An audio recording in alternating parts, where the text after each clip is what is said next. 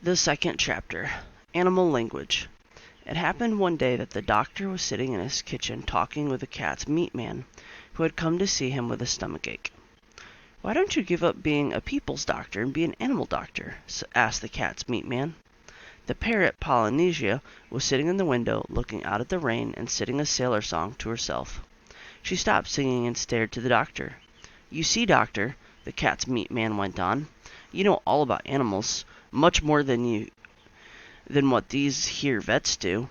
That book you wrote about cats, why, it's wonderful. I can't read or write myself, or maybe I'd write some books. But my wife, Theodosia, she's a scholar, she is. And she read your book to me. Well, it's wonderful. That's all that can be said, wonderful. You might have been a cat yourself. You know the way they think, and listen, you make a lot of money doctoring animals. Do you know that? You see, I'll send all the old women who had sick cats or dogs to you, and if they didn't get sick fast enough, I could put something in the meat I sell 'em to make 'em sick, see?" "Oh, no," said the doctor. "You mustn't do that. That wouldn't be right." "Oh, I don't mean real sick," answered the cat's meat man. "Just a little something to make them droopy like, was what I had reference to. But, as you say, maybe it ain't quite fair on the animals. But they'll get sick anyways, because the old women always give 'em too much to eat. And look, all the farmers round, who had lame horses and weak lambs, they'd come, be an animal doctor." When the cat's meat man had gone, the parrot flew off the window onto the doctor's table and said, "That man's got sense. That's what you ought to do. Be an animal doctor. Give the silly people up if they haven't brains enough to see you're the best doctor in the world. Take care of animals instead. They'll soon find it out. Be an animal doctor." "Oh, there's plenty of animal doctors," said John Dolittle, putting the flower pots outside on the window sill to get the rain. "Yes, there are plenty," said Polynesia, "but none of them are any good at all. Now listen, doctor, and I'll tell you something. Did you know animals can talk?" "I knew that parrots can talk," said the doctor. "Oh, we parrots can talk in two languages, people's language and bird language," said Polynesia proudly. "If I say, 'Polly wants a cracker,' you understand me. But hear this, 'Ca, ca, ooey, fee.'" "Good gracious," cried the doctor. "What does that mean?" "That means, 'Is the porridge hot yet?' in bird language." "My, you don't say so," said the doctor. "You never talked that way to me before." "What would have been the good?" said Polynesia, dusting some cracker crumbs off her left wing. "You wouldn't have understood me if I had." "Tell me some more," said the doctor, all excited, and he rushed over to the dresser drawer and came back with a butcher's book and a pencil. "Now don't go too fast, and I'll write it down. This is very interesting. Something quite new. Give me the bird's ABC first, slowly now." So that was the way the doctor came to know that the animals had a language of their own and could talk to one another. And after that afternoon, while it was raining, Polynesia sat down on the kitchen table, giving him bird words to put down in the book.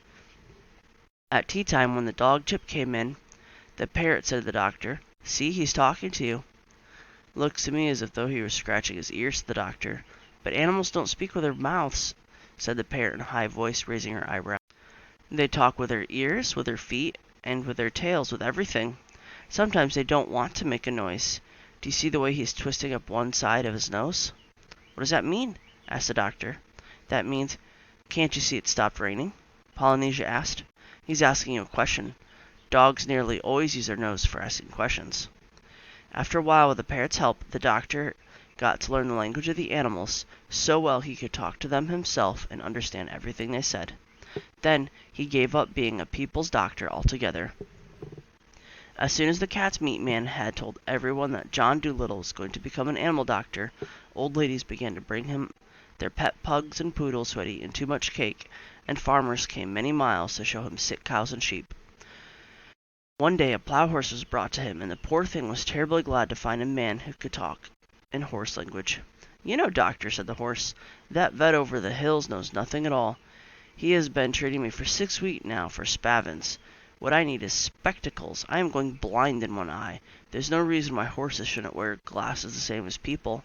But that stupid man over the hill never even looked into my eyes. He kept on giving me big pills. I tried to tell him, but he couldn't understand a word of horse language.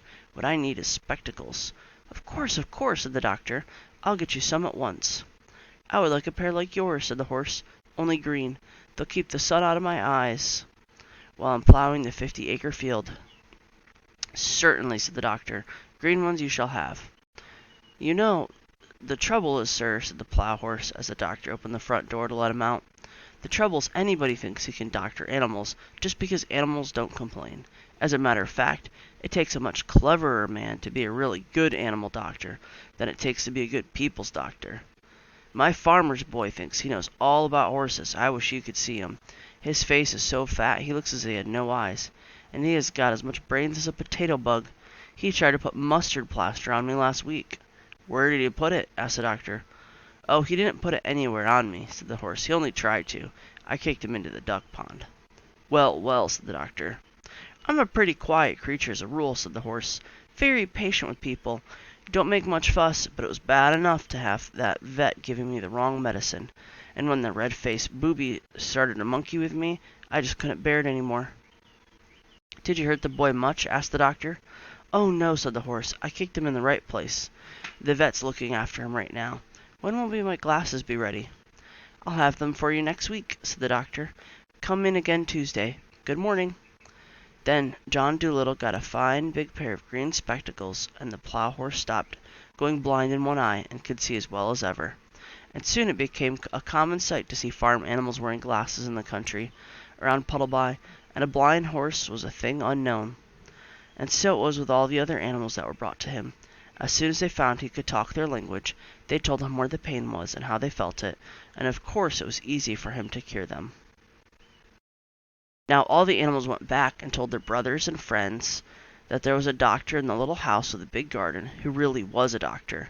And whenever any creatures got sick, not only horses and cows and dogs, but all the little things of the field like harvest mice and water voles, badgers and bats, they came at once to his house at the edge of town, so that his big garden was nearly always crowded with animals trying to get in to see him.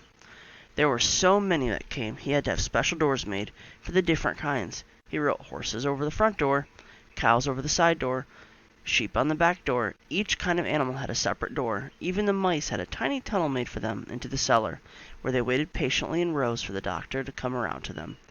And so in a few years' time, every living thing for miles and miles got to know about John Dolittle, M.D., and all the birds who flew to other countries in the winter told the animals in foreign languages of the wonderful doctor of Puddleby on the marsh, who could understand their talk and help them in their troubles. In this way he became famous among the animals all over the world, better known even than he had been among the folks of West Country, and he was happy and he liked his life very much. One afternoon, when the doctor was busy writing in a book, Polynesia sat in the window, as she nearly always did, looking out at the leaves blowing in the garden. Presently she looked about, laughed aloud. "What is it, Polynesia?" asked the doctor, looking up from his book. "I was just thinking," said the parrot, and she went on looking at the leaves. "What were you thinking?" "I was thinking about people," said Polynesia. "People make me sick. They think they're so wonderful. The world has been going on now for thousands of years, hasn't it? And the only thing in animal language that people have learned to understand is that when a dog wags his tail, he means, 'I'm glad.' It's funny, isn't it? You are the very first man to talk like us. Oh, sometimes people annoy me dreadfully. Such airs they put on talking about the dumb animals. Dumb. Huh. Why, I knew a macaw once who could say good morning in 7 different ways without once opening his mouth. He could talk every language, and Greek. An old professor with a gray beard bought him, but he didn't stay. He said the old man didn't talk Greek right, and he couldn't stand listening to him teach the language wrong. I often wonder what's become of him. That bird knew more geography than people will ever know. People, golly, I suppose if people ever learn to fly, like any common hedge sparrow, we shall never hear the end of it." "You are a wise old bird," said the doctor. "How old are you really? I know that parrots and elephants sometimes live to be very, very old." "I can never be quite sure of my age," said Polynesia. "It's either 183 or 182. But I know that when I first came here from Africa, King Charles was still hiding in the oak tree, because I saw him. He looked scared to death."